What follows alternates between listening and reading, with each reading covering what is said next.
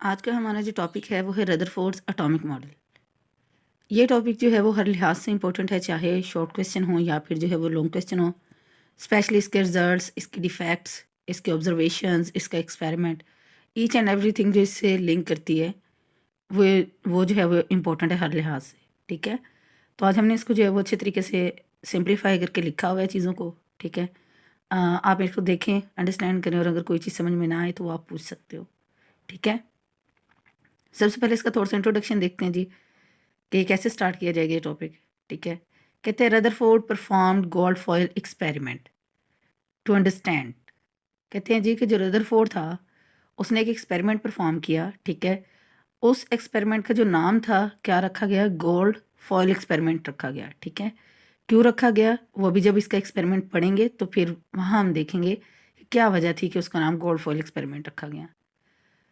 How negative and positive charges could को exist in an atom. ठीक है, उसने जो रदरफोर्ड था उसने गोल्डफॉयल एक्सपेरिमेंट परफॉर्म किया इस चीज़ को समझने के लिए कि कैसे जो नेगेटिव और जो पॉजिटिव चार्जेस हैं वो एक साथ को एग्जिस्ट करते हैं एटम के अंदर। ठीक है, जब रदरफोर्ड्स का टाइम था उस वक्त जो है वो सिर्फ क्या जो था वो नेगेटिव और पॉजिटिव यानी कि इलेक्ट्रॉन और प्रोटॉन की डिस्कवरी हुई थी उस टाइम पे। ठीक है, वो डिस्कवर हो चुके थे। अब फर्दर यही चीज़ देखने के लिए, इसको समझने के लिए, इनका फिनोमेना समझने के लिए कि ठीक है ये एटम के अंदर मौजूद तो होते हैं लेकिन किस तरतीब से मौजूद है, कैसे इनकी अरेंजमेंट है, इस सब को चेक करने के लिए उसने जो है वो गोल्ड फॉयल एक्सपेरिमेंट किया। ठीक है, एक्सपेरिमेंट देख लेते हैं हम लोग। रदरफोर्ड के एक्सपेरिमेंट को कुछ इस तरह से जो है वो शो करवाया गया है। ठीक है, सेंटर में ये जो आपको नज़र आ रहे हैं ये बड़े बड़े जो हैं ये एटम है। ठीक है, अब क्या था, ये किस चीज़ का उन्होंने दिखाया हुआ है कि ये जो है वो गोल्ड से बनी हुई एक शीट थी। ठीक है, उसके अंदर जो एटम्स की अरेंजमेंट थी उसको रिप्रेजेंट किया जा रहा है कि ये जो गोल गोल बड़े साइज़ के जो है बनाए गए हैं सेंटर में। ठीक है, ये क्या है, ये गोल्ड फॉयल है। ठीक है, कि उसने अपने एक्सपेरिमेंट के लिए गोल्ड से बनी हुई शीट ली थी। ठीक है, अब जो साइड से हैं एरोज, ठीक है, जो पॉजिटिव साइन से लेके लेफ्ट से राइट की तरफ जा रहे हैं। ठीक है, ये क्या थे, ये चार्जेस से। ठीक है, पॉजिटिव चार्ज है तो ये जी पॉजिटिव चार्जेस की बम्बार्डमेंट करवाई जा रही है गोल्ड फॉयल के ऊपर। ठीक है, अब इसका जो एक्सपेरिमेंट था वो क्या था कि इसने जी गोल्ड फॉयल ली। ठीक है, अब इसको हम डिटेल में पढ़ेंगे। ठीक है, थोड़ा सा यहाँ पे एक्सप्लेन करने के लिए कि इसने जी गोल्ड से बनी हुई शीट ली थी, उस पे जी अल्फा पार्टिकल्स यानी कि ऐसे पार्टिकल्स जिनके ऊपर पॉजिटिव चार्ज था उनकी बम्बार्डमेंट करवा दी इस शीट के ऊपर। ठीक है, यानी कि उन पार्टिकल्स को इस शीट के साथ जो है वो स्पीड से जो है वो टकरा दिया। ठीक है, अब हुआ क्या कि जब ये काम उसने किया तो चार तरह के केसेस जो है वो देखने को मिले। ठीक है, या आप इसको कह सकते हो कि तीन तरह के जो उसके सामने रिजल्ट्स आए, उसके ऑब्जर्वेशंस आई, या उसको जो उसने जो इस एक्सपेरिमेंट से अक्स किया वो क्या था। देखिए जी, हुआ क्या कि कुछ पार्टिकल्स जो थे वो तो बिल्कुल स्ट्रेट गुजर गए। ठीक है, कुछ पार्टिकल्स ऐसे थे कि जो अपने रास्ते से डिफ्लेक्ट हो गए। ठीक है, जिन्होंने डिफ्लेक्ट मीन के अपने रास्ते से हट गए। ठीक है, स्ट्रेट रास्ते से वो किसी और साइड पे जो है वो मुड़ गए। ठीक है, और जो थर्ड वाला था वो ये था कि कुछ ऐसे पार्टिकल्स थे जो कि रिपेल्ड बैक हो गए। ठीक है, यानी कि वो उस फॉयल से गुजरे नहीं बल्कि टकरा के वापस अपनी पोजीशन की तरफ जो है वो चले गए। ठीक है, तो ये तीन तरह के केसेस जो है वो इसने जो है वो ऑब्जर्व किए थे। अभी हम देख लेते हैं कि फिर जी पूरा एक्सपेरिमेंट जो है वो इसने किस तरह से किया था। Gold foil experiment. ठीक है, सबसे पहला स्टेप क्या था जी कि बम्बार्डमेंट ऑफ अल्फा पार्टिकल्स। ठीक है, आप ये हेडिंग लगा दोगे, उसके बाद आप इसको एक्सप्लेन कर दोगे कि जी जो रदरफोर्ड थे he bombard alpha particles on a 0.00004 centimetre थे गोल्ड फॉयल। ठीक है, देखिए जब भी कोई एक्सपेरिमेंट परफॉर्म किया जाता है उसके हिसाब से उसकी कंडीशंस को भी जो है वो मेंटेन किया जाता है। ठीक है, तो अब रदरफोर्ड ने जिस गोल्ड फॉइल के ऊपर अल्फा पार्टिकल्स की बम्बार्डमेंट करवाई। ठीक है, उसकी थिकनेस उसने कितनी ली थी जी, बहुत ही ज़्यादा कम, आप देख सकते हो कि 0.0004 सेंटीमीटर तक जो है वो थिक थी। ठीक है, उसके बाद सेकेंड पॉइंट क्या था जी कि alpha particles emitted by radio active elements. ठीक है, यानी कि क्या हुआ जी कि जो अल्फा पार्टिकल्स से are emitted by radioactive elements like radium and polonium. ठीक है, अब ये जो अल्फ़ा पार्टिकल्स की बम्बार्डमेंट करवाई गई थी, तो अल्फ़ा पार्टिकल्स कहाँ से आए थे? कहते हैं जी कि वो अल्फ़ा पार्टिकल्स जो हैं वो रेडियो एक्टिव एलिमेंट से जो है वो एमिट हुए थे, ठीक है? अब रेडियो एक्टिव एलिमेंट्स क्या होते हैं? देखिए कुछ नेचुरल भी होते हैं और कुछ मैन मेड भी होते हैं। ऐसे एलिमेंट्स के जो खुद ब खुद जो है वो उनसे जो है वो शुआएँ निकल रही होती हैं, ठीक है? रेडिएशंस निकल रही होती हैं। तो ऐसे एलिमेंट्स को कहते हैं रेडियो एक्टिव एलिमेंट्स, ठीक है? तो उसमें जो एग्ज़ाम्पल है वो रेडियम और प्लूटोनियम की है, ठीक है? कि जी उनको जी यूज़ किया गया, उनसे फिर अल्फ़ा पार्टिकल्स जो निकले वो जाके और किससे टकराए? गोल्ड फॉइल से जो है वो टकराए, ठीक है? थर्ड जो इसका पॉइंट है वो क्या है जी कि हीलियम न्यूक्लियाई। अब ये जो अल्फ़ा पार्टिकल्स थे ये एक्चुअली क्या थे? ये हीलियम न्यूक्लियाई थे, ठीक है? कि हीलियम जो है वो एटम्स से ही है। फोर्थ वन क्या है जी कि पेनिट्रेशन। अब ये जो अल्फ़ा पार्टिकल्स थे इनकी पेनिट्रेशन क्या थी कि they can penetrate through matter to some extent, ठीक है? पेनिट्रेशन के ये कितनी हद तक किसी चीज़ के अंदर से जो है वो गुज़र सकते हैं, ठीक है? या किसी चीज़ के अंदर जो है वो जा सकते हैं। तो कहते हैं जी कि जो अल्फ़ा पार्टिकल्स की पेनिट्रेशन थी वो क्या थी जी कि ये जो गोल्ड फॉइल थी उसमें कुछ हद तक जो है वो एम्बेड हो सके, ठीक है? कि इनके पास इतनी कैपेबिलिटी थी, सलाहियत थी कि उसमें से गुज़र सकते थे उस गोल्ड फॉइल के अंदर से, ठीक है? अभी हमने एक्सपेरिमेंट देखा था तो उसमें अल्फ़ा पार्टिकल्स से जो मुकम्मल तौर पे गुज़र गए थे, कुछ अपने रास्ते से हट गए थे, ठीक है? और कुछ जो है वो वापस जो है रिपेल्ड बैक हो गए थे, ठीक है? फिफ्थ पॉइंट है जी कि फोटोग्राफिक प्लेट, ठीक है? अब इस एक्सपेरिमेंट में जो है फोटोग्राफिक प्लेट को भी यूज़ किया गया, ठीक है? अब फोटोग्राफिक प्लेट क्या होती है कि देखें कोई भी जो है वो मेटल या फिर जो है वो ग्लास की बनी हुई जो है वो शीट होती है और उसके ऊपर किसी ना किसी मेटल की जो है वो कोटिंग की जाती है, ठीक है? जैसे ये हो जाते हैं एलईडी होगी, टीवी स्क्रीन होगी, ठीक है? मतलब स्क्रीन होती है वो कोई ना कोई, तो उसके ऊपर किसी ना किसी मेटल की कोटिंग होती है तो उसको यूज़ किया जाता है। अब इसका नेम क्या है? फोटोग्राफिक, ठीक है? फोटोग्राफिक इट मीन्स कि ये मतलब इतनी शार्प होती है ये वाली स्क्रीन कि ये कोई भी एक्सपेरिमेंट के अंदर जो है वो कोई भी तब्दीली हो उसको जो ये जो है वो कैप्चर कर लेती है, ठीक है? उसका इमेज जो है वो इस फोटोग्राफिक प्लेट के ऊपर जो है वो शो होता है, ठीक है? तो इसलिए इसको यानी कि अगर इंतहाई मतलब ये कह लें कि बारीक बीनी वाला कोई एक्सपेरिमेंट है, ठीक है? किसी ख़ास चीज़ को जो है वो ऐसी चीज़ की जो साइज़ में बहुत छोटी हो या कुछ भी इस तरीके से, ठीक है? उसको ऑब्ज़र्व करना हो तो स्पेशली उन केसेस के अंदर जो है वो फोटोग्राफिक प्लेट जो है वो यूज़ की जाती है, ठीक है? He observed the effects of alpha particles on a photographic plate or a screen coated with zinc sulphide, ठीक है? अब उसने फोटोग्राफिक प्लेट किस लिए यूज़ की थी? कि वो क्या देखना चाह रहा था? वो अल्फ़ा पार्टिकल्स का इफ़ेक्ट देखना चाह रहा था कि फ़ोटोग्राफ़िक और वो उसे कैसे नज़र आता? वो उसके लिए उसने जो है फ़ोटोग्राफ़िक प्लेट यूज़ की, ठीक है? या फिर ये कह लें कि जी कोई ऐसी स्क्रीन जो कोटेड थी ज़िंक सल्फ़ाइड के साथ, ठीक है? तो अल्फ़ा पार्टिकल्स के इफ़ेक्ट्स को देखने के लिए उसने जो है फ़ोटोग्राफ़िक प्लेट को यूज़ किया, ठीक है? नेक्स्ट जो पॉइंट आएगा वो आप ये बताओगे जी कि ये जो सारा एक्सपेरिमेंट था, इसने क्या किया? इसने ये कहा जी कि जो प्लम पुडिंग मॉडल था, वो गलत था, ठीक है? Plum pudding model was wrong. यानी कि ये जो गोल्डफॉयल एक्सपेरिमेंट किया गया, रदरफोर्ड ने इस बात को प्रूव किया कि ये जो प्लम पुडिंग मॉडल था, ये गलत था। प्लम पुडिंग मॉडल क्या होता है कि देखें, जे थॉमसन थे एक साइंटिस्ट, ठीक है? उन्होंने सबसे मतलब पहले जो एटम का नज़रिया पेश किया था, ठीक है? उसमें वो कह रहे थे जी कि एटम जो है वो जस्ट लाइक एक चार्ज्ड पार्टिकल है, ठीक है?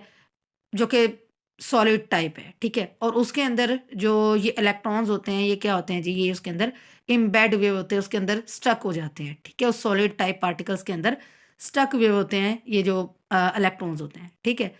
तो रदरफोर्ड ने फिर बाद में रदरफोर्ड आए, ठीक है? तो उन्होंने कहा जी कि ये जो मॉडल पेश किया गया था एटम का, ये गलत है। एटम के अंदर जो मतलब एटम भी कुछ और चीज़ है, ठीक है? और इसके अंदर जो अरेंजमेंट्स है चीज़ों की, पार्टिकल्स की, ठीक है? वो भी कुछ जो है वो और है, वो वैसी नहीं है जैसे कि प्लम पुडिंग मॉडल के अंदर बताया गया था, ठीक है? He prove that the plum pudding model of the atom was not correct, ठीक है? उसने ये बात प्रूव कर दी थी अपने एक्सपेरिमेंट से कि वो मॉडल जो है वो करेक्ट नहीं था, ठीक है? ये था इसका सारा का सारा एक्सपेरिमेंट, ठीक है? कि इसने क्या काम किया, किस तरह से एक्सपेरिमेंट को परफॉर्म किया। अब उसके बाद देखते हैं जी कि ऑब्जर्वेशंस क्या आई इस एक्सपेरिमेंट से। पहली जो ऑब्जर्वेशन थी वो ये थी कि जी almost all the particles pass through the foil undeflected, ठीक है? ऑब्जर्वेशन यानी कि जो उसको रिजल्ट्स मिल रहे थे या जो उसने सीखा उस एक्सपेरिमेंट से, ठीक है? या उसको जो नज़र आया वो क्या था जी कि कहते हैं जी ऑलमोस्ट तकरीबन जो है जितने भी उसने पार्टिकल यूज़ किए थे रदरफोर्ड ने, ठीक है, वो सब के सब उस फॉयल से गुजर गए अनडिफ्लेक्टेड, बगैर किसी अपने रास्ते से मुड़े हुए हटे हुए, और तकरीबन सारे के सारे पार्टिकल्स जो है वो उस फॉयल में से गुजर गए। ठीक है। सेकंड ऑब्जर्वेशन उसने क्या देखी जी, क्या की कि आउट ऑफ 2000 पार्टिकल्स, यानी कि उसने जो पार्टिकल्स यूज़ किए उनकी क्वांटिटी कितनी थी, 2000। ठीक है। Only a few were deflected at fairly large angles and very few bounced back on hitting the gold foil। ठीक है। अब कहते हैं जी कि उसने 2000 पार्टिकल्स यूज़ किए, ठीक है, उनमें से बहुत कम ऐसे थे जो कि लार्ज एंगल पे और स्मॉल एंगल्स के ऊपर डिफ्लेक्ट हो गए थे। ठीक है, जैसे अभी हमने डायग्राम के अंदर देखा था कि कुछ पार्टिकल्स स्मॉल एंगल्स पे डिफ्लेक्ट हुए थे और कुछ जो है वो लार्ज एंगल्स पे डिफ्लेक्ट हुए थे। ठीक है, इनके अपने रास्ते से हट गए थे। ठीक है, और बहुत कम ऐसे थे जो बाउंस्ड बैक हो गए जैसे ही उन्होंने गोल्ड फॉइल को हिट किया। ठीक है, जैसे अगर आप कोई बॉल को जो है वो बॉल लेके उसको दीवार पे मारें, ठीक है, तो वो उससे टकरा के और वापस आपकी साइड पे आती है। ठीक है, तो सेम वैसे ही केस जो है वो इस एक्सपेरिमेंट में हुआ। ठीक है, तो ये थी जी दो तरह की ऑब्जर्वेशंस जो उसने की। फर्दर इसके रिजल्ट्स देखते हैं, इन ऑब्जर्वेशंस की बिना पे उसने रिजल्ट क्या निकाला अपने एक्सपेरिमेंट का। रिजल्ट्स ऑफ द एक्सपेरिमेंट, कहते हैं जी Rutherford propose planetary model for an atom and conclude following results. ठीक है, कि जी रदरफोर्ड ने ये जो एटम था उसके लिए क्या मॉडल पेश किया जी, किस तरह से प्लानिटरी मॉडल जो है वो उसने जो है वो प्रपोज किया। ठीक है, और रिजल्ट्स को जो है वो उसने कंक्लूड कर दिया। अब प्लानिटरी क्या होता है कि देखिए प्लैनेट से रेलिवेंट, ठीक है, कि जैसे प्लैनेट जो है वो मूव कर रहे होते हैं, ठीक है, सेम उसी की मूवमेंट के ऊपर उसने जो है वो अपना भी जो मॉडल था वो प्रेजेंट किया। ठीक है, रिजल्ट्स देख लेते हैं क्या रिजल्ट्स थे। सबसे पहला रिजल्ट जो आया जो उसने निकाला वो क्या था जी, कहते हैं जी most volume of the atom is empty. ठीक है, उसने कहा जी कि एटम का जो ज़्यादातर वॉल्यूम है वो क्या है, वो खाली है, एम्प्टी है। ठीक है, क्यों कहा देख लेते हैं। कहते हैं जी most of the particles pass through the foil undeflected, therefore most of the volume occupied by an atom is empty. क्योंकि जी जितने 2000 पार्टिकल यूज़ किए थे उसमें तकरीबन सारे के सारे ही, इनके बहुत कम, कोई 50 और रह गए होंगे, बाकी सारे के सारे जो है वो उस गोल्ड फॉइल से गुजर गए थे। ठीक है, इट मीन्स कि फिर अगर उन्हें कोई रुकावट पेश नहीं आई तो उसका जो एटम का जो है वो सारे का सारा, मतलब जो ज़्यादातर वॉल्यूम है वो क्या है, वो एम्प्टी है। तो ये जो उसने ऑब्जर्व किया था उसकी बेस पे उसने जो रिजल्ट निकाला वो यही हुआ कि अगर उनके दरमियान, उनके रास्ते में कोई रुकावट नहीं आई और इतने ज़्यादा पार्टिकल्स जो है वो गुजर गए हैं फॉइल से, तो इट मीन्स कि एटम का जो वॉल्यूम है वो एम्प्टी है। सेकेंड रिजल्ट जो था उसने कहा जी कि एटम हैज़ अ न्यूक्लियस।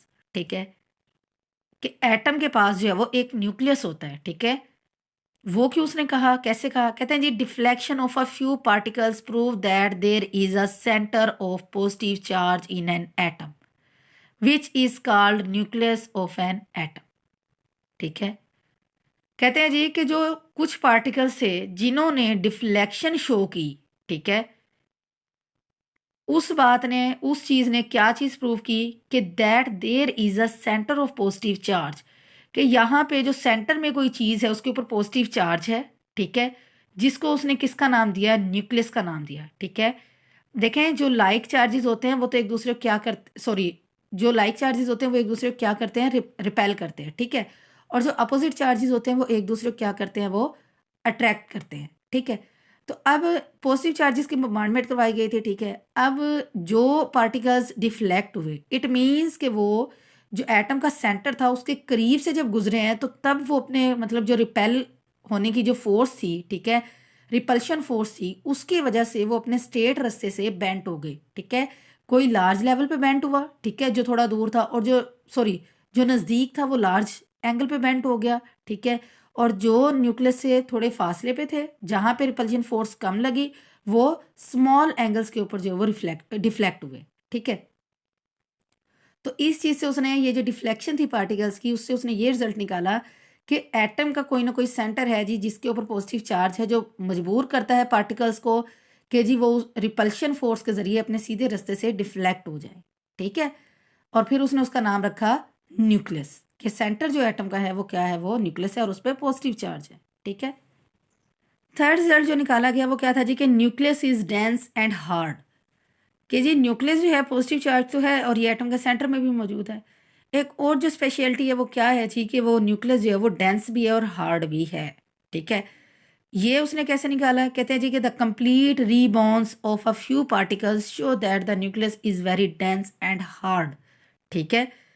उन्होंने कहा कि उन्हें जो ऑब्जर्वेशन थी कि कुछ पार्टिकल्स जो कंप्लीटली तौर पे टकराने के बाद गोल्ड फॉइल से वापस आ गए थे, जैसे बॉल को दीवार पे मारे और वो दीवार से नहीं गुजरती बल्कि वापस आप ही के पास आ जाती है, तो सेम इसी तरह से उन पार्टिकल्स के साथ हुआ, ठीक है। तो ऐसा बिहेव जिन पार्टिकल्स ने शो किया उसने ये साबित किया, ठीक है। उससे क्या उसे पता चला कि जो न्यूक्लियस है वो डेंस भी है और वो हार्ड भी है, सॉलिड लाइक कोई चीज़ है, ठीक है। कुछ ऐसी मतलब डेंस चीज़ है कि जिससे वो पार्टिकल्स नहीं गुजर सके बल्कि उससे टकराने के बाद फ़ौरन जो है वो वापस अपनी जगह पे आ गए, ठीक है। फोर्थ जो रिजल्ट आया था वो था जी कि size of nucleus is very small, ठीक है। ये भी जी रिजल्ट उसने निकाला कि जो न्यूक्लियस का साइज होता है वो बहुत ज़्यादा स्मॉल होता है। क्यों? कहते हैं जी since a few particles were deflected, अगरचे कुछ पार्टिकल्स जो है वो डिफ्लेक्ट हुए थे, अपने रास्ते से हट गए थे, it shows that the size of nucleus is very small as compare to the total volume of an atom, ठीक है। कि जी मतलब 2000 पार्टिकल्स थे और उसमें उसने कहा था जी कि बहुत ज़्यादा पार्टिकल्स जो थे तकरीबन सारे के सारे वो गुजर गए थे, ठीक है। कुछ पार्टिकल्स ऐसे थे जिसमें ये 2-3 केसेस उसको देखने को मिले, ठीक है।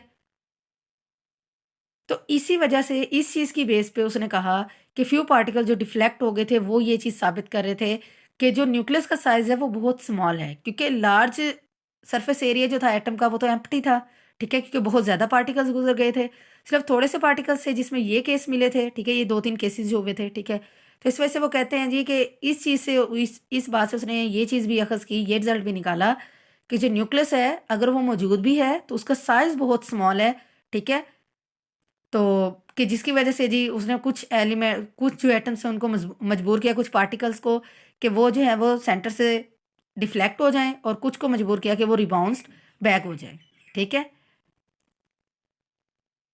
फिफ्थ वन जो रिजल्ट था वो ये था जी कि इलेक्ट्रॉन्स रिवॉल्व करते हैं, ठीक है। जैसे कि हमने एक्सपेरिमेंट के लास्ट पे पढ़ा था कि इसने प्रूव किया था कि प्लम पुडिंग जो थ्योरी थी वो प्लम पुडिंग जो मॉडल था एटम का वो रॉन्ग था, ठीक है। तो क्यों रॉन्ग था जी? उसने ये कहा था कि वो इम्बेड होते हैं, स्टक हुए होते हैं उसके अंदर, और इसने फिर उसकी अरेंजमेंट बताई थी कि जो इलेक्ट्रॉन्स होते हैं वो हर टाइम पे जो है वो न्यूक्लियस के अराउंड जो है वो रिवॉल्व कर रहे होते हैं इर्द गिर्द, ठीक है। फिर उन्होंने कहा जी कि atom as a whole is neutral होता है, ठीक है।